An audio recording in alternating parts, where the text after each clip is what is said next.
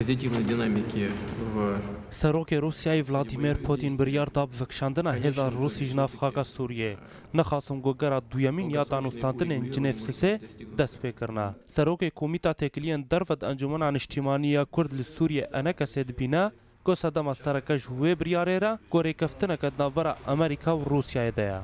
باوریا مده گو مرو فهم بکی گل هفکرنه که روسی امریکی هیا ده مثلا سوریا دا یا دیجی از بهار نکم روسیا وکشب تمامی تشکی ولو نممکنه جبر گو برجواندیه به نهنا ده سوریا دا قاعده که وی هیا هاتیه اساس جبوی و برجواندیه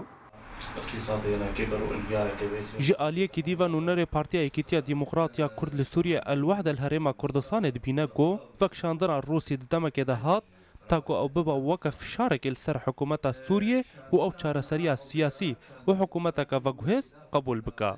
أنا فشارك بقناعتي من لسر بشار الأسد جبو قريبك لسر ريكوتنين ناف دولتي وتيبتينا وروسيا وأمريكا دا بباوريا من روسيا تجارات دف جي سوريا برنادي جبرج الروج لا تنابين جهل نجوي تاني سوريا مايا Di derbarê biryara vekşandina hêzên Rûsya ji nava Sûriyê pisporekî leşkerî ji Rûdawê re axivî û got ew biryar hat piştî got Rûsyayê berçavandiyên xwe di qeraxa Sûriyayê de pêkanîn û du navendên leşkerî bi dest xwe xistin.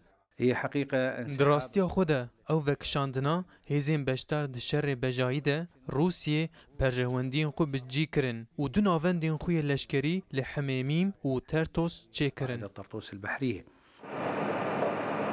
Piştî derbasbûna nêzî 6 mehan li ser hatina wan bo nava Sûriyê hêzên Rûsî vedikişin. Got di sehê Eylûna 2015 de derbasî nava Sûriyê bûbûn. Lê tanha nehatiye xuya kirin. Got sedema sereke çi ye? Bêhterî çavdêr û şopînera dibêjin vekşandina hêza Rûsyayê ji nava Sûriyê bêguman wê rêjeya kuştina sivîlan kêmtir bibe. Lê tanha nehatiye xuya kirin. Gelo ew vekşandina ji nişkê ve ji nava Sûriyê rêkeftineke navdewletî ye yan jî sedema wê hin nakokiyên di navbera hikûmeta Sûriyê û hikûmeta Rûsî de ye. Aştîtîşê Rûdaw Hewlê